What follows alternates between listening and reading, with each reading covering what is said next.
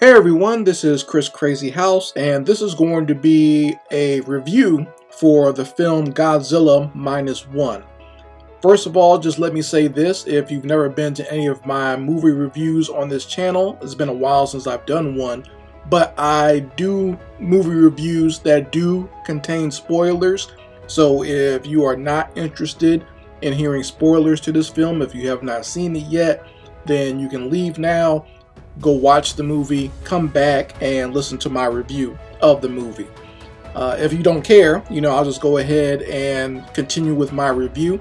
I'm not used to doing non-spoiler reviews only because I'm used to doing like deep discussions and deep writings and criticisms of films right after I see them, so it's hard for me to do that without giving specific details about the film. So let's get started with my review of Godzilla Minus One. Let me just say this: overall, I really enjoyed this film. I think that this is one of the better films I've seen in a while. It's actually one of the best monster movies I've seen in a while, and definitely one of the best Godzilla films I've seen in a long time. Okay, so overall, I would give this a great review, and I would highly recommend you go see it. If you are a monster fan, if you are a Godzilla fan, go check this movie out. You will enjoy it. If you are a fan of all that, this film has a great story, it has a great human cast, and it has a great antagonist in the form of Godzilla. The action is very well done, as well as the special effects. Like, I'm actually surprised that this film only cost $15 million to make. It seems like they really knew how to parse out that budget and create a very tight story, but also they use Godzilla in the right spots, where it gives that really great punch.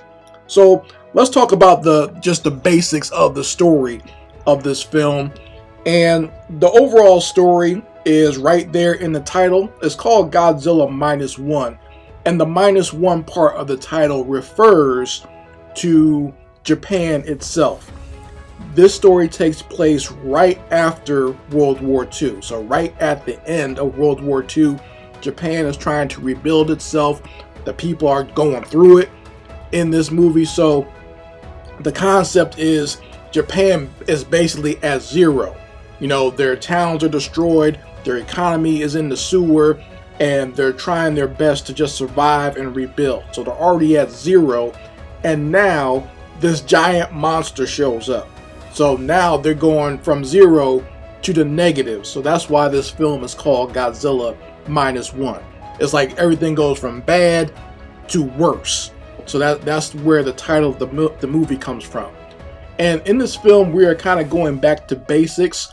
So this is almost like a retelling or almost like a remake of the original Godzilla from the 1950s. Okay, Godzilla is the enemy in this film. He's the bad guy. He's not trying to help anybody. He's not trying to save humanity. He's not fighting against any other monsters. It's him coming through almost like as a natural disaster and wrecking shop. All right, so anyone looking for extra monsters or big kaiju battles, that's not what this film is. It's basically people trying to survive in a world where Godzilla exists. Because I saw some people giving it negative reviews because they didn't get the extra monsters. I think they're being very spoiled by the legendary Monsterverse. So let's talk about, I'm going to break this down as best I can by saying that I'll break it down talking about the, Godzilla himself, the human characters, and then some of the themes of this movie. Let me just start off with the human characters, because I think this is actually very important to the film, and it's actually the heart of the film. This is the part of the film that kind of pulled at my heartstrings and really got me invested in this film. If it was just Godzilla wrecking shop, I could enjoy that, and I would be excited by that, but you actually care what happens to these people in this film. All right, so the main character is a actual kamikaze pilot. A kamikaze pilot who refused to commit suicide at the end of World War II. So anyone who doesn't know their history, kamikaze pilots were Air Force pilots in Japan, and they would literally crash their plane into American ships trying to do as much damage as possible. And the main character, his name is Shikishima, and he actually, the movie starts off with him landing his plane because he's lying, saying that his plane is malfunctioning and he needs it fixed at this like repair depot that the Japanese military has. But really, he just doesn't want to commit suicide. It's the end of the war. Japan's doing real bad, and it's pretty much a foregone conclusion that they're going to lose this war, and that America and Russia are beating them down, and they're not going to win. So it's almost like he's gotten to the point where he's like, what is the point? What is the point of me sacrificing myself? I know that's what the military leaders are saying. They're saying, go ahead and sacrifice yourself to win this war. Well, why should I do that? I need to go back to my family and do the best I can to help them rebuild. Why am I wasting my time doing this? So it starts off with him there. And then even when he gets back to Japan, he sees that his hometown is in complete ruins. It's a complete mess. And not only is his town in complete ruins, but his neighbor is there, and she immediately goes in on him, saying that, we would have won this war if we didn't have soldiers like you. He's like, you were a pilot, you were supposed to be a kamikaze, you were supposed to win, you were supposed to help us win, but we lost this war because of people like you. Basically just calling him a coward and everything else. So he feels a lot of guilt and a lot of shame when he comes back, and not only that, he finds out his entire family is dead. So it's just him coming back to a ruined house. In the time that, he's out there trying to find work, he winds up meeting a young lady named Noriko, and she has a baby in her arms, and it's not her baby, but she is taking care of this child that was orphaned by all the firebombing that was done on Japan. If you don't know your World War II history, even before we dropped atomic bombs on Japan, America dropped a lot of firebombs, incendiary bombs on Japan, basically because a lot of their communities and their buildings were made out of wood. So when we dropped a firebomb on them, it just set the whole town on fire and there was nothing left. So a lot of people were, homeless at that time because of that. So Shikishima hooks up with Noriko. He winds up basically, taking them and her and the baby into his house. And over like a year or so, they become like a makeshift family. So it's just almost kind of like a family of convenience, really. They're not really his family. That's not really his wife and daughter, but he's just taking care of them. Everyone's kind of at a bottom point in this movie at this point. So they're just trying to survive and find work and do whatever they can, rebuilding houses and whatnot. So he actually does find a job working with a former, ex-military group, just basically dismantling these water mines. So all the mines that were left in the ocean around Japan, they had to dismantle them or blow them up. So he finds a job doing that, and it's dangerous work. And you can kind of see that Shikishima is, the reason he kind of took this job is because it is somewhat dangerous, and he could possibly lose his life, because he goes back and forth throughout the film of possibly wanting to die himself. He has a lot of survivor's guilt. He even gets to a point where he's wondering, anytime he has like a happy moment, he wonders did he die in the war, or is he back? And this is like a dream that he's having. He's wondering is this did I die or what? Because he goes back and forth. He has a lot of guilt about the fact that he's still alive. And like I said, once you really get involved with these characters throughout the film, you feel like you don't want anything bad to happen to them, right? Even the little girl, the baby grows up and becomes a little girl. That really got me, because I have a daughter myself. So anytime she would cry or get upset, the child actor, I can't find her name in the credits here, but she did a great job. That the child that they had acting as the little girl, she did perfect, because that's exactly how little kids cry and whine and stuff like that. And I felt really bad every time she teared up or started crying, because that got to me, because I have a daughter myself and I don't like to see that, just the sadness in the child like that.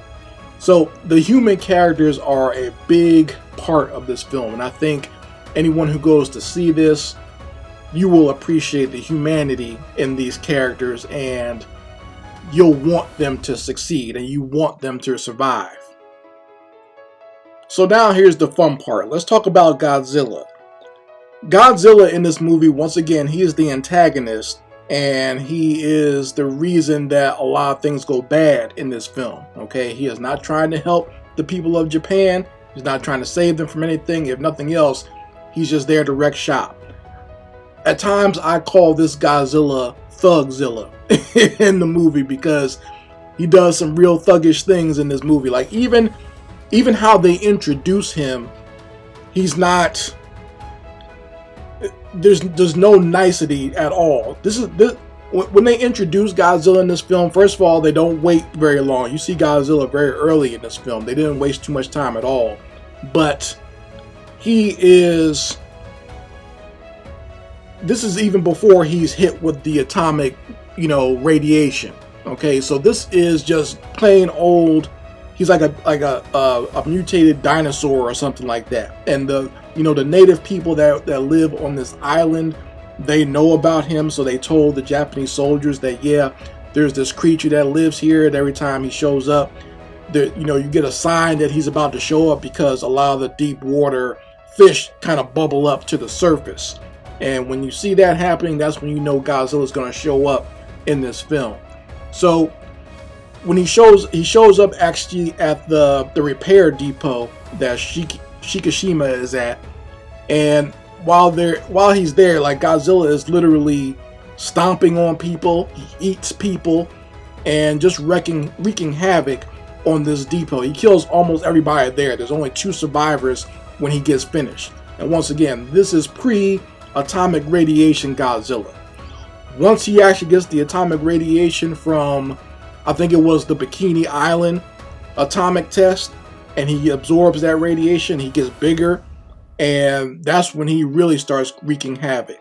The first time they encounter him is in the ocean, when Shikishima and the crew that he works with see him, and their plan is to use the mines that they find to blow up Godzilla, because the government is aware that Godzilla exists, but they feel like they just don't have the resources to deal with something like that at this point, because they're trying to rebuild everything. Like, I don't know why you wouldn't want to deal with a giant monster at this point, but they just kind of order this crew to deal with it with the mines they have.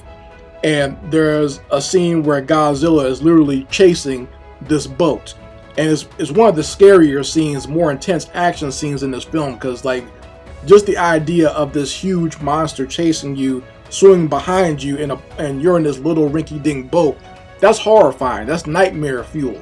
And Godzilla looks angry the whole time. Like, he just looks pissed off the whole time in this movie, like just like an angry uncle or something like that, when he's chasing them through the water.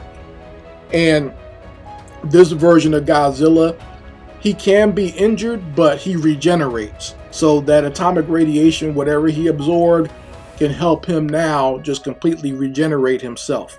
And, they send some warships out there, but he uses his atomic breath and completely destroys that ship in no time, right? So the really big, the center action piece is when Godzilla finally comes on land and comes to a major city in Japan, a major district, and he goes ham in this city. Okay, is just tearing things down, whipping his tail around, stomping on people. And probably the craziest part is when he finally unleashes his atomic breath on land. And when he does that, it's almost like the atomic breath in this film is very unique. Like I said, they're kind of going back to basics, and he does shoot a beam out of his mouth, but when it hits something, it goes off like an atomic nuclear explosion, complete with mushroom cloud and the effects that you get from a nuclear bomb blast going off, and it completely demolishes the town, and like even like it goes out and then it sucks back in. Like that's the effect it has. So he completely devastates this entire area, and it's so devastating that it actually does damage to Godzilla. Like the radiation actually burns him on the outside, but once again he can regenerate. So in almost as a way to show how powerful he is, but also give him somewhat of a weakness, it takes him a moment to regenerate after doing an atomic blast. It also takes him time to recharge that. So it's almost like it all builds up and he has to let it out, and then it takes some time to recharge himself and kind of repair after shooting an atomic blast. So that gives the humans at least a little bit of a window to do something to him if they can. But it's during this scene that, is very devastating, because we think that the character of Noriko, the woman that Shikishima finds in the city with the baby, that she actually gets hit by the atomic blast. She winds up saving Shikishima by pushing him behind a building, but she gets hit by the atomic blast. I mean, she gets blown completely away. And I thought she was dead, but I'll get more to that later on in the review. So, like I said, we got classic Godzilla here. He's extremely angry. He's powerful. They got the classic roar. The classic music plays when he shows up. I love the music. It fits him so well. His classic theme, they play it through the film anytime he shows up in a powerful way. So they did a great job with Godzilla in this film. If you're a monster fan or just a Godzilla fan, you will really enjoy that. So when dealing with such a powerful monster like this, like how are the people of Japan going to defeat him? When you have, we're in the late 40s, so technology is not where it is now. Also, Japan is at a deficit because they have a decommissioned air force, and their military is kind of like not really present anymore. America's not going to help them, because at this point America is dealing with the Russians and trying to, going on with the Cold War at this point. And the Japanese government itself is even to the point where it's like kind of just trying to ignore it, because they have so many other infrastructure problems going on at this time. So at this point in the film is where I think is like we get the heart and some of the main themes of the film, and that is the people of Japan have to kind of work together and work for themselves. If they want to survive this, if they want to have any type of future past this, they have to kind of band together and work on a plan to stop Godzilla themselves, and that's exactly what we get. We get a scientist named Noda, who is basically he worked for the Navy, for the Navy military, and like developing weapons and stuff like that. So he decides that the best way to stop Godzilla is he has a plan to put these cylinders, wrap them on Godzilla, and sink him into a ocean trench.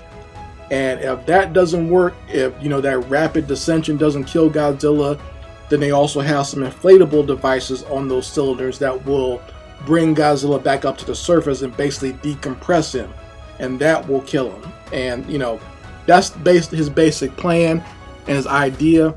And a lot of the people there, even the scientist himself admits that this might not exactly work. He's like, Godzilla is a new organism. We're not sure exactly what's going to kill him, but we got to try something. And this is the best thing we can do based on what we have available. And basically they even call for volunteers of people who are going to help get rid of Godzilla. And one of the last contingency plans they have is brought up by our kamikaze pilot, Shikishima. He decides to get an experimental jet that was never used during World War II. They were going to be used towards the end, but of course Japan fell and lost. But they still have like one of these jets left, a prototype, and he actually has a bomb installed within the plane that he can use to fly within Godzilla's mouth, because he learned that when one of the mines detonated inside Godzilla's mouth, it did the most damage. So he's thinking, if I can fly one of these bombs in his mouth, that will finally take him out. So they enact their plan, and they actually do wind up wrapping the cylinders around Godzilla. They sink him into the trench. That's not necessarily killing him, and they try to bring him back up to the surface to decompress him, and it almost works. They have to even get some tugboats to help pull him back up to the surface because he's so heavy, and he tries to destroy the balloons that are trying to bring him to the surface, and it almost works. Like, you actually see his body starting to deteriorate from the decompression, but he's still alive, and he's actually about to shoot his atomic breath at these people. So that's when the pilot Shikishima flies his jet into the mouth of Godzilla, and luckily this jet is built with an ejection seat, so he's able to get himself out of there. And the bomb goes off and actually destroys Godzilla. So that's how they actually wind up defeating him by the end. They had to do a lot of different things to actually even get Godzilla to a weakened state where they can hurt him. And I actually like this ending. I like the way that they went about this, because anyone knows the original Godzilla, they used the oxygen destroyer in the water, and someone actually had to sacrifice themselves. But the theme of this film was, at the end of the war in Japan, it was all about the government telling the people, you need to sacrifice yourselves, you need to fight to the end and fight to the death. But the people realized that doesn't win anything, that doesn't accomplish anything. So they're like, we're going to win and we're going to survive, but we're not going to give up our lives, because that's actually the most valuable thing. A lot of them have realized throughout this story that the most valuable thing is life continuing and being there to take care of your family. That's the most important thing. They realize that the government kind of duped them into trying to sacrifice their lives, and now the government is just kind of ignoring the problems that are happening afterwards. So this is a great theme in the film, and I really appreciated this. Anyone who knows me personally knows how I feel about that, as far as like being a person and not sacrifice myself for some government or corporate entity. So I was all about that theme in this film. I think that was a great thing to put out there for mass consumption, and I think a lot of people should take that to heart. Okay, so it happens, like, they defeat this monster by the people working together, without government assistance, without a lot of corporations or government helping them out. It was people working together and figuring out a way to defeat this problem on their own. Okay, and I appreciate seeing a story like that, and the idea of, we're not going to lose any more people, we're not going to sacrifice ourselves. Not even the pilot that flew his plane into the mouth of this creature, even he survives by the end, because he wanted to survive to help take care of this child that became kind of like his surrogate daughter. So stuff like that is what made this movie great for me. The fact that they had this type of story and this type of ideal portrayed in this film, I really appreciated that. So as we get to the final part of the film, after we defeat Godzilla, we find out that Noriko is actually alive, that she survived this atomic blast. She's not dead. Now, at first, when I saw this, I was like, this is almost too clean of an ending. This is almost too happy. I was almost going to call this a flaw of the movie at first. And I was like, well, she really should not have survived getting blasted like that. But if you look real closely, I think a lot of people in the audience missed this, but they zoomed in on it just very quickly. If you look at her neck at the end of this movie, you see that something is starting to grow on her neck. It's almost like a mutation or something is growing on her neck. So I'm thinking that's where we could go if they ever do a sequel to these Godzilla movies, or this particular movie in general. So you see something growing on her neck, and immediately after that, they cut to the bottom of the ocean, and you see a piece of Godzilla starting to regenerate. So right then and there, it shows that the threat is not all the way gone yet, and not only is it not gone, it can go in a completely different direction when you have the main female character of the cast is now infected with this kind of piece of Godzilla. So I'm looking forward to seeing where they would go with this story if they do a sequel. But I appreciate what the director Takeshi Yamazaki did with Godzilla Minus One. I, once again, highly recommend it. If you have not seen this yet, go see this film. It is a great film to watch. It's a good film to see in theaters. Unless you have like a home theater, you're kind of missing out. Like if you're just watching on your computer screen, I think you're missing out on the film, because seeing it in theaters and getting the music, the sound effects, like Godzilla's roar is amazing. To hear the classic roar at the the movie theater sound and stuff, and seeing Godzilla on the movie screen, because of his scale, is actually makes him more scary and more intimidating in that way. So I would recommend seeing it in a theater type setting if you can, right? So that is the end of my review for Godzilla Minus One. It was an amazing film, and I hope that this director gets to possibly make a sequel to this film that has the same heart and the same type of energy in it. And I would love to see that, especially to see this story continue with this family that we followed throughout this film. So let me know what you think of this film. If you got a chance to see Godzilla Minus One, you can let me know your review in the comments section. And if you have any questions that you want answered, you can ask me in the comments, and I'll try my best to answer them about this film. Go ahead and like this video and subscribe to this channel, so that way you can follow me anytime I do any more reviews for new movies. Anyway, folks, this is Chris Crazy House signing out. Peace.